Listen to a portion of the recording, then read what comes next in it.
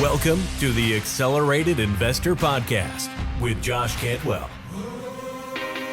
If you're looking to retire early with forever passive income,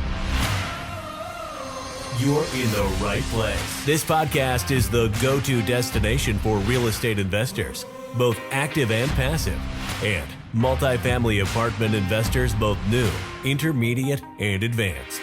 Now, sit back, listen, learn, and accelerate your business, your life, and your investing with the Accelerated Investor Podcast. Welcome back to Accelerated Real Estate Investor. Today, I am with a guest that I've invited onto the show to talk about passive real estate investing and multifamily and self-storage.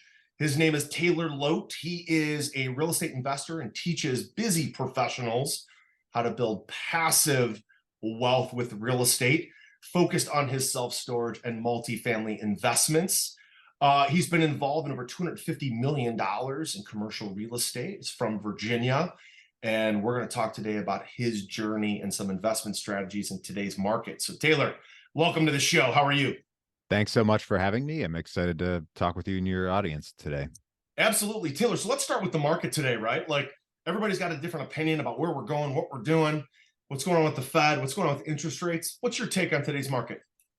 That's a great question and a very important question. So obviously rates went up a lot faster than anybody really expected. And we saw the rate of transactions in the multifamily syndication space, at least to a qualitative extent, really slow down. I mean, people were doing a lot fewer deals earlier this year, and it started to pick up a bit more recently. One of the things that I've been seeing that you don't really see publicly because the people who write articles about it and everything aren't in the know, but there are distressed transactions happening in multifamily today, and it's typically all behind the scenes, but they tend to take the form of folks who bought multifamily in 2021 when the rates were at all-time historic lows, as everybody remembers, and the business plans and financing of those deals more or less assumed that rates would stay that low, at least for the next 5 years, if not forever. And that wasn't the case. And if your business plan assumes that, now that doesn't mean you went into it necessarily assuming that was going to happen and knowingly assuming that was going to happen. But when your financing is based on, a rate cap that's going to expire in, say, a year or so, which, plenty of folks had that come up. But, a lot of folks are finding themselves in trouble, and, there are transactions happening today that come about as a result of folks who are in distress in that way. Yeah, no doubt. So do you think now that things are starting to unthaw and unpack and there's more transactions starting to happen, we're seeing more stuff come on the market and more sellers who are definitely more reasonable, understanding interest rates are higher and, cap rates are higher, prices are down. Do you see transaction volume picking up in your markets? And do you think now is still a great time to buy, or are you still buying some time thinking that rates may still go up or stay stagnant, cap rates might go up, and maybe next year prices are even down a little further? These are all very important questions. And for me, I am an investor in all markets. Now, that does not mean I'm an investor in every deal in every market. And by markets in that context, I mean at all quote unquote good and bad markets, not geographic markets. I only invest in certain areas. But when we tend to say that the market is good and very hot, or the market is bad and very slow, well, I'm an investor at all times, but the deals need to make sense in both good and bad markets. So when cycles, like another word for that could be cycles, right? Exactly. Yep. Market cycles. So in my opinion, when we buy any piece of real estate, our business plan should be able to withstand a down market cycle. When times get tough, we should be able to hold through that down cycle and look to sell on the backside, because this is not the time when we should be aiming to sell, in today's market condition, as rates may continue to go up. Who knows? I kind of expect that they will, with all the inflation numbers and employment numbers still being what they are. I think the Fed is probably going to continue to hike. But, stepping back a little bit, I think we should also try to avoid being armchair economists too much. So I have, college degree. I did a minor in economics, so I'm not afraid of economics generally, but I think we can get kind of drawn into current events too much and get distracted from doing sound deals or paying attention to the properties and deals that we already have, and focusing on the things that we can control rather than all of the aspects that are completely outside of our control, which is, say the market cycle, for example. Right. I think too, Taylor, if you were an investor in 2021, 2020, when interest rates were super low, cap rates were super low, values were really high, I think it makes a lot of sense to be an investor now because prices are actually down. Like, prices are going to be down. There's going to be some distress. We're starting to see more and more deals where maybe they're not under a balloon yet, but the deal's not cash flowing. There's no incentive for the operator to keep the deal. And they might just be selling it or preparing to sell it. I think now is a time where our relationships with brokers, relationships with, guys doing transactions, mortgage brokers and brokers that listing properties, wholesalers, is going to matter the most, because even back in 2006, 2007, 2008, when I was investing in residential through the last cycle, the best deals happened off market. We're not on the MLS. Same thing's going to happen here. If you see a loan modification happening with a bank on a 200 unit, a broker or a mortgage broker is going to know that it's not going to be necessarily on the market, and that's going to get worked out behind the scenes. So how important, Taylor, is it to posture up at this point and really kind of triple down on relationships and, really focusing in on getting to know who the players are, because the best deals usually go fast, but they're usually going to be off market here. Oh, absolutely. So relationships are important in all markets. And I think that's a perfect question, and really highlights the mentality of successful real estate investors, is focusing on, again, things that are within your control, and specifically your network and building your connections are so important in the real estate investing space. No matter what niche you're in, it's all about the people and the relationships. And one of the things that I've found over the years, having been at one point a new real estate investor myself, and having built relationships with folks all across the experience spectrum in real estate. So obviously newbies, but also a lot of folks like yourself who have billions of dollars of transactions under their belt. One of the things that I've noticed is that newbies oftentimes remain newbies and don't do deals because they're looking for a reason to sit on the sidelines and not take actions that they can take. So for example, when we're in a market condition that some might describe as not ideal, you can name the conditions. You could say whether that's today or, 6 months from now, whatever.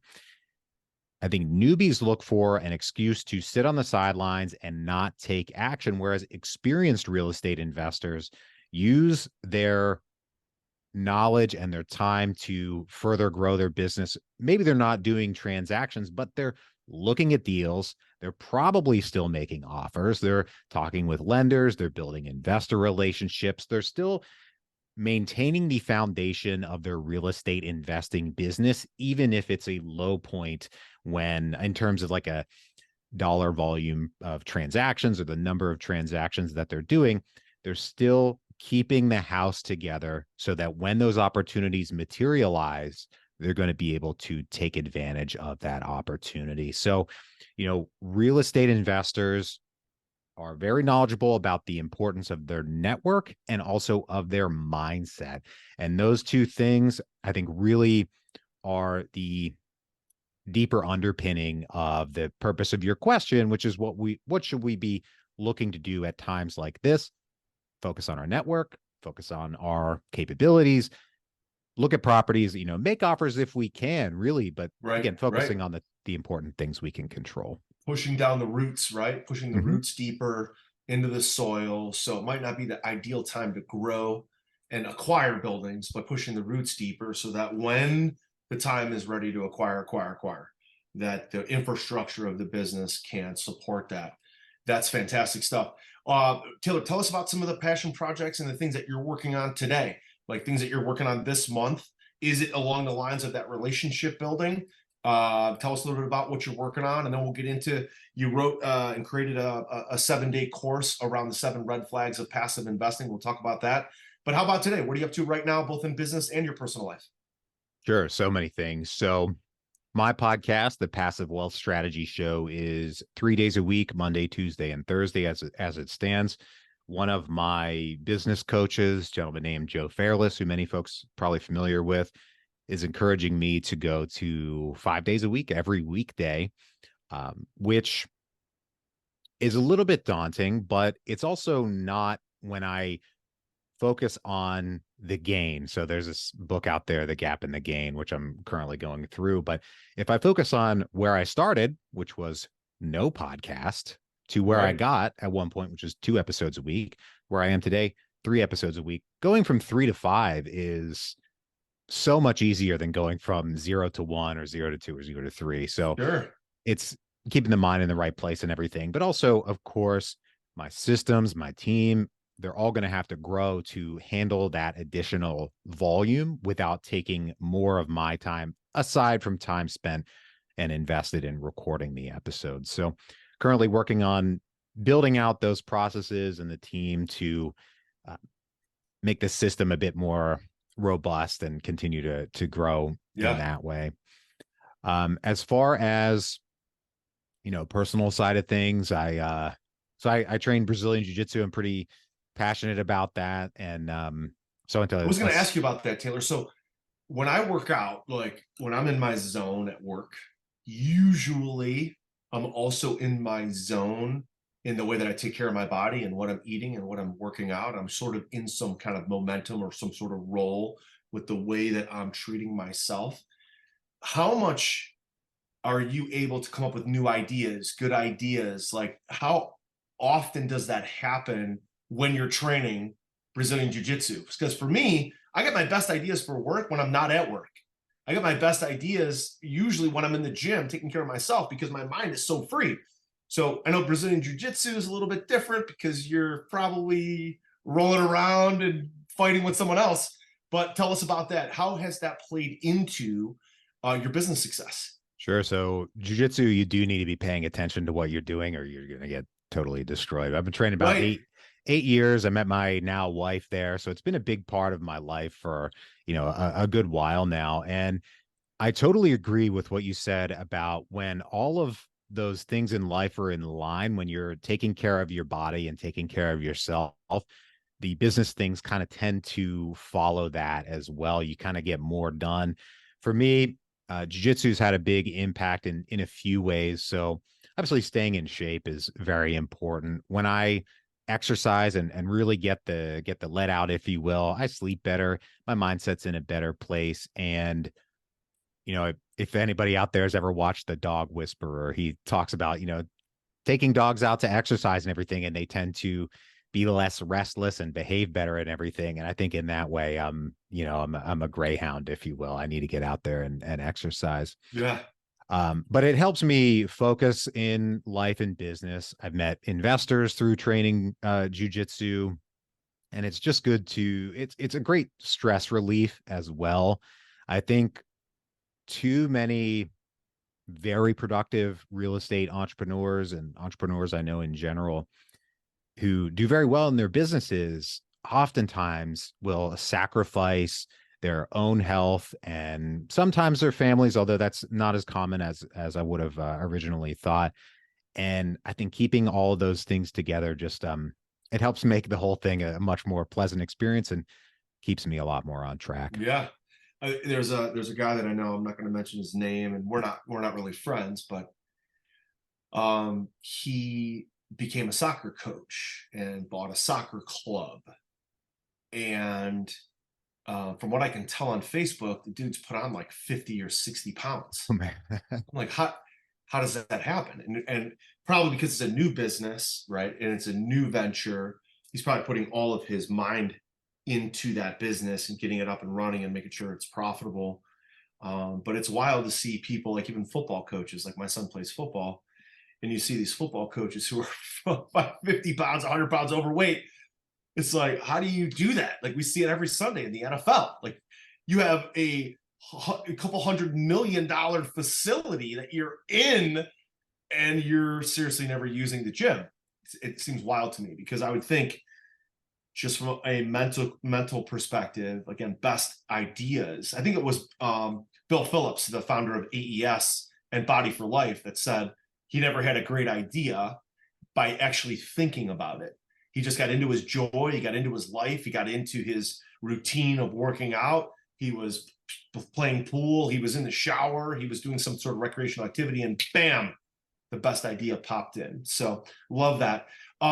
Taylor, let's switch gears a little bit and talk about the deals that you've done so far. $250 million in real estate. Tell me about your typical structure. How do you set it up for yourself as a GP, LPs? What kind of markets are you investing in? Tell us a little bit about that structure for our listeners who might be interested in investing down the road.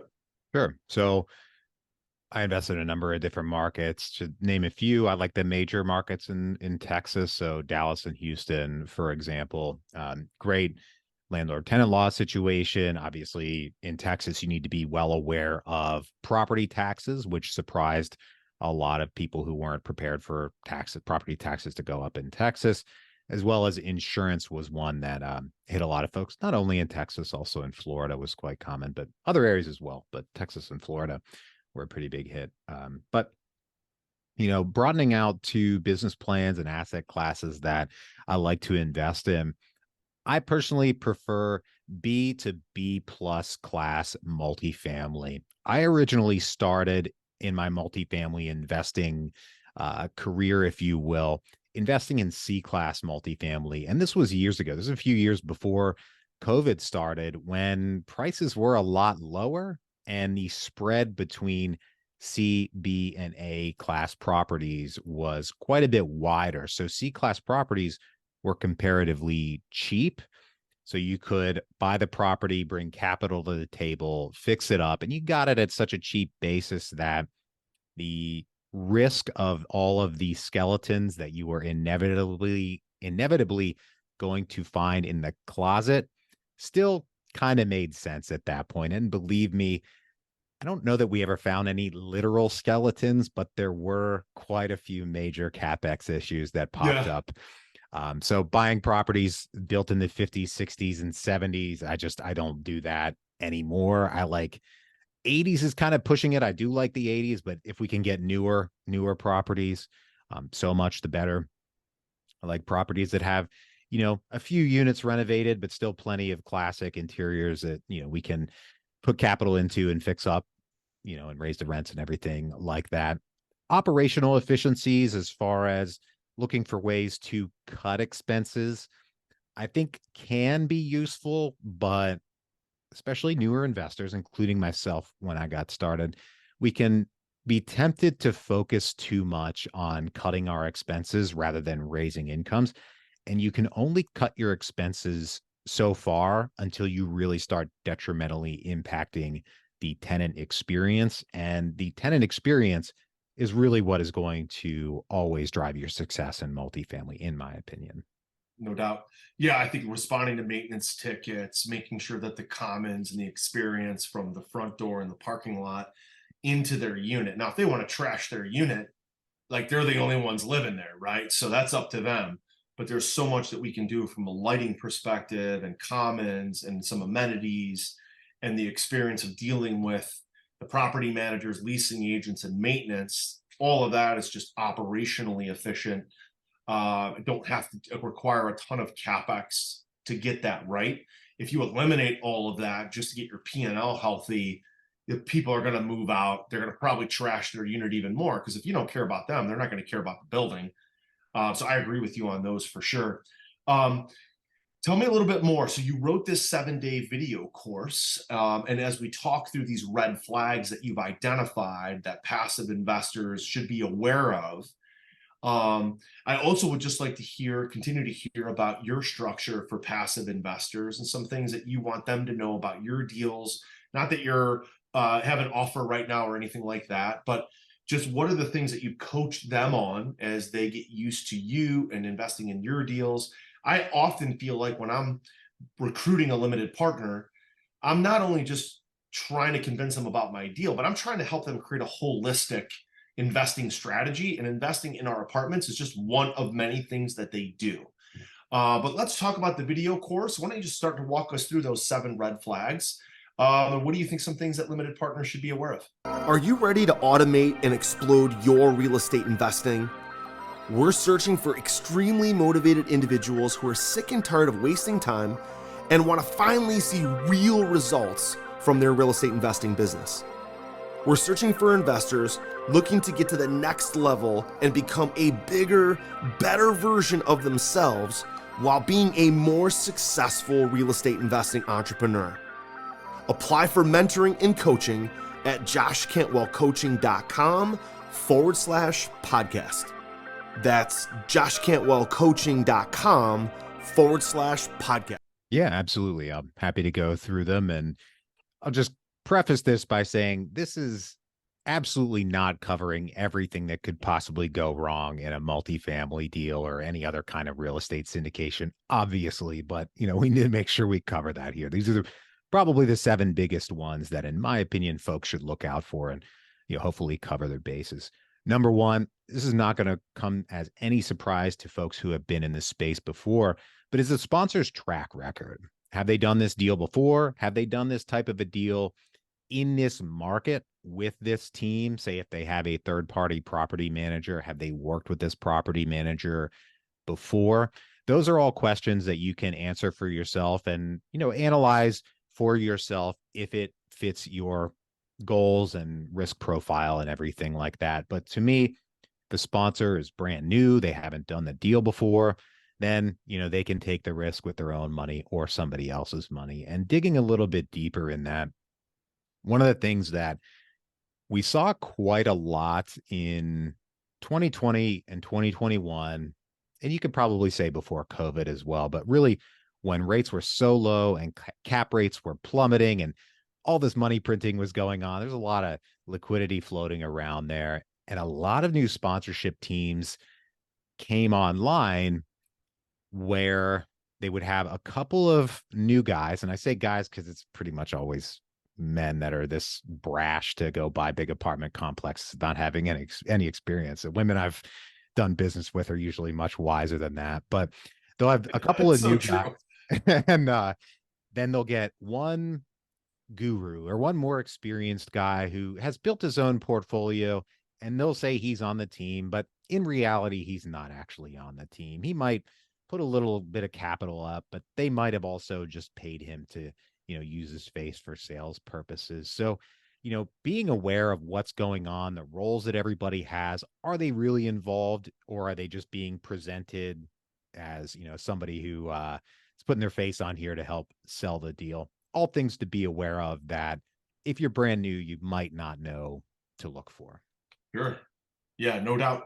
How about number 2? Number 2, very much a similar vein, but digging a little bit deeper in that. So to me, if the sponsor and the property manager in the multifamily space are brand new to the market where they're investing, say the sponsor doesn't live there, the property manager doesn't have any properties they manage there, and they're acquiring a new property, bringing in this property manager, they want to build up a presence in this market, hopefully. To me, that represents an outsized risk in these deals. They may be getting into the new market because they think it's a great market, and they probably do, but they also might be somewhat blindly chasing yield on an Excel spreadsheet. So that's just something to be aware of. Wise, experienced sponsors have made that mistake. Certainly not to say that folks who are getting into a new market can't be successful. Of course they can. To me, it's a matter of understanding what's happening, understanding the risks that are not on the underwriting spreadsheet, but in terms of actually executing on the project, and understanding the market you're getting into, that can be a situation of, if you'll pardon the expression, the blind leading the blind. These folks don't know this market better than, what they can find on, looking at LoopNet and other websites. So, maybe I'll let them figure it out with somebody else's capital before I get involved. Right. Yeah, I think good point there. Let them find out with someone else's capital, or invest a lower amount of capital and require some sort of, upsized return in exchange for the risk, right? How about number 3? Yeah. Number 3, unresponsive investor relations. So before you invest in a deal, you're going to get all these legal documents that folks will be aware of, and you're going to read through them and aim to thoroughly understand them, of course. And you might have questions about those documents. Well, who do you send those questions to? Do they address those questions? Do they address them promptly? Now, I'm not saying that they need to have all the answers right away in 10 minutes, but do they respond to your email inquiry in this case and say, hey, thank you for your questions. We're going to work on it and get back to you. My opinion, that's totally reasonable. But, what feeling do you get when you work with the investor relations people? Again, are they responsive? Do they address your questions? Do they understand the deal that they're presenting? All these things, they're not going to treat you better once they have your money. Right. Right. That's a good one right there. Absolutely. Like, if they're not treating you really smooth and answering all your questions up front, a lot of sponsors, that say they're going to give updates, that say they're going to get back to you, especially if the deal is going sideways. I've seen a lot of sponsors that just are not getting back to investors or delaying in their responses. So, how you get treated up front is how probably the best that you'll be treated in the life cycle of that relationship. And so if they get back to you, they're responsive, then you can expect that to continue. If they're not, it's probably never going to get better, right? I think that's the point you're trying to make. I think that's really insightful. How about number 4? And you can develop your own feel for what is reasonable, right? This is all just intended to help listeners inform their own judgment, right? And make your own informed decisions. So number 4, unrealistic update or upgrade timeframes. And this digs down into, experience and knowledge of what it takes to, say, renovate a multifamily property. Let's say you have a deal where it's a 300 unit property and they're going to renovate all 300 units. Well, how quickly are they planning to do that? And will they really be able to execute on that plan as quickly as they're underwriting? And this is very important for deals and sponsors that promote metrics like IRR very heavily. IRR is a very strongly time-driven metric, and underwriting spreadsheets, it's just an Excel spreadsheet reflecting a plan. And if it's a bad plan or if the timing is wrong, then your return metrics and projections on that spreadsheet aren't reasonable. So think about, what's it going to take to, say, do these renovations in the time scale that they're saying they're going to do them? Have they done this before? If they have a track record of doing, say, that number of renovations per month in the similar market, then, to me, that's a good sign. But if they've never done it before, they're going to empty out all 300 units and flip every unit in the course of, say, 3 months, or, even emptying out the whole property would be stupid. But what does that time frame look like, and how are they going to really execute on that plan? Yeah, I agree, Taylor. I'm actually looking back on my other screen here at one of the very first deals I did as a co-GP back in 2017. And the sponsor, I ended up co-GP this, but I've learned a lot in the last 6 years, almost 7 years. 730 units. Whoa. With a 2 to 3 year stabilization. Probably doesn't match up. And it didn't, because not only that, but it got delayed by COVID, and we ended up exiting this and selling it for a profit in 2021. But looking back, back then I was relatively new at syndications and moving from a very successful residential, and I didn't know what I didn't know. right? And looking back, like 730 units, it was 5 complexes with a 2 to 3 year stabilization plan. It's like, no effing way would that ever actually happen. I mean, how many vacancies do you need at any one time? You know, what does your economic occupancy have to get to and stay at in order to have enough units vacant to be turning them that quickly? How many Right. construction crews and people do you need to do this? You know, these are all very reasonable questions. Yeah, but even at 10%, that would be 70 units at a time being turned. I mean, you'd have to have a massive construction crew to be doing that. And You're not doing that from the ground up if you've never done it before. Yeah, thank God we've lived and learned, and that deal worked out, and investors got paid. Everything, you know, a little bit delayed from COVID, but post-COVID, a lot of people were entering that market and buying properties, and we were able to make a profit on it. But that unrealistic time frame that you point out, Taylor, is a very real thing, and I was very involved in one of those deals a while back. Number 5. How about number 5?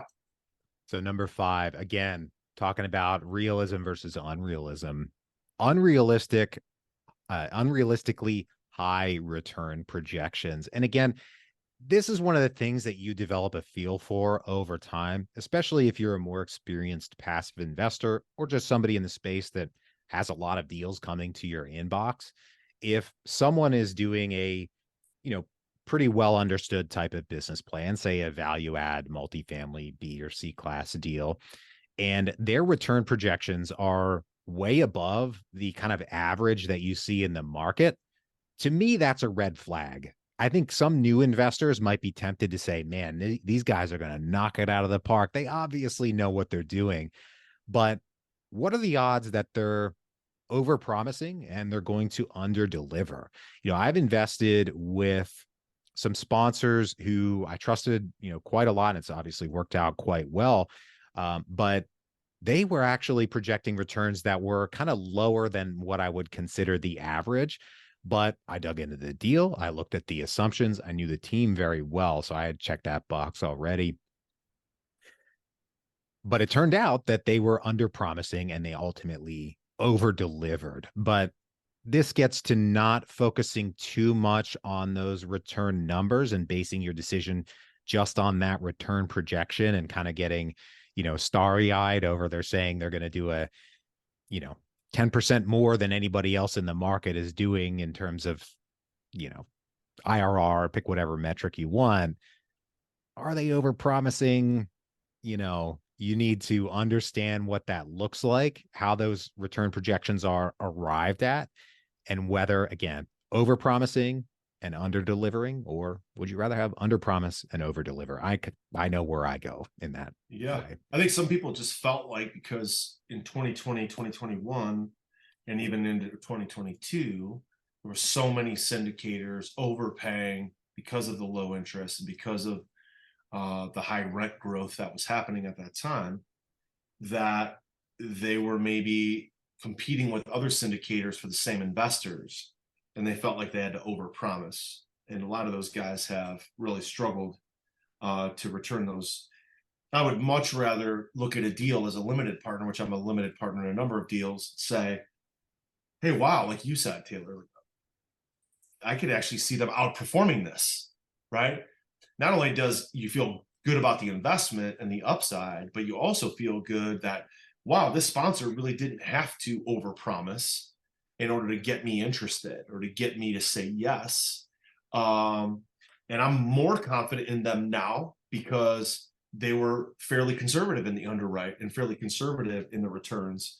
I would rather be that guy and say, look at our track record. This is what we've done in the past. This is what we anticipate. We could do much better, but I don't want to promise that. Versus, hey, you're going to get, 20-something% IRR. We're going to be out of the deal in 3 years.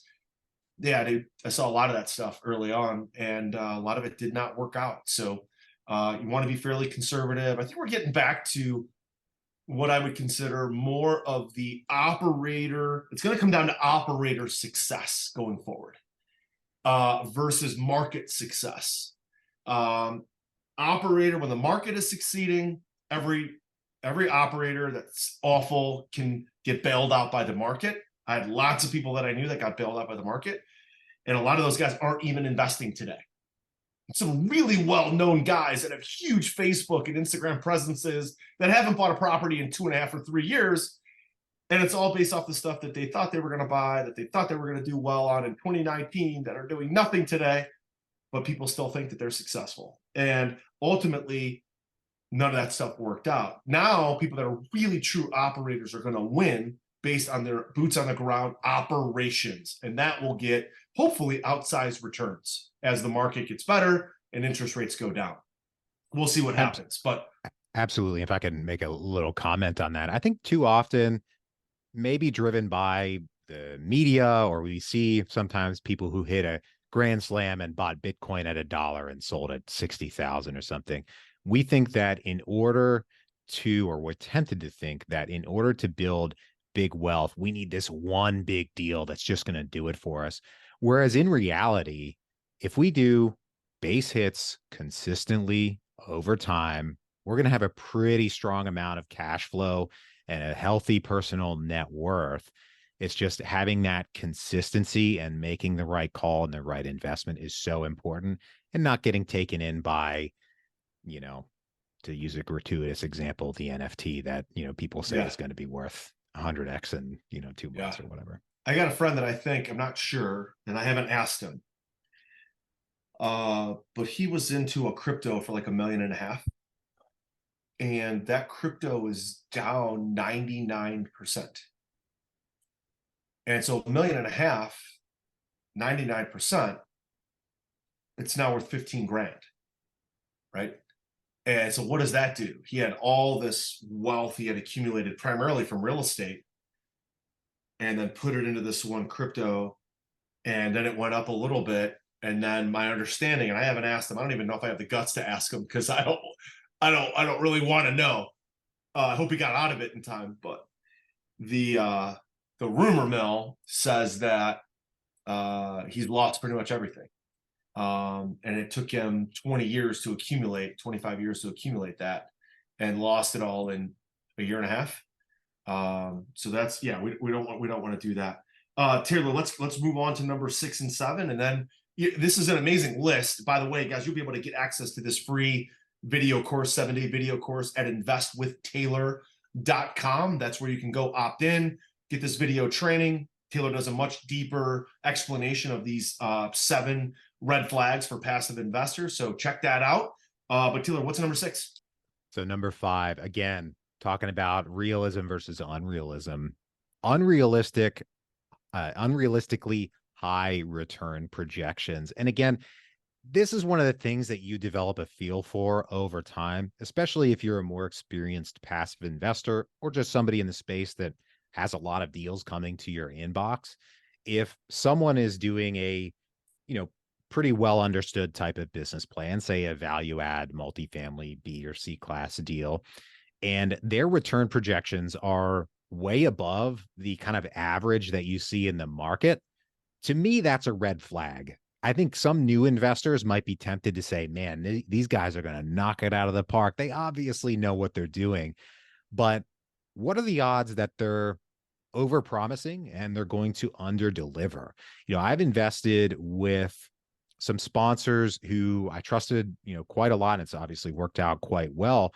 But they were actually projecting returns that were kind of lower than what I would consider the average. But I dug into the deal. I looked at the assumptions. I knew the team very well, so I had checked that box already.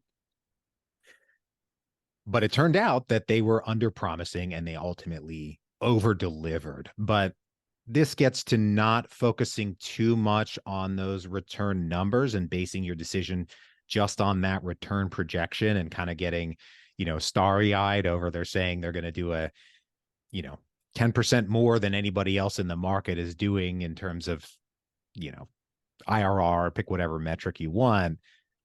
Are they overpromising? You need to understand what that looks like, how those return projections are arrived at, and whether, again, overpromising and underdelivering, or would you rather have underpromise and overdeliver? I know where I go in that. Yeah.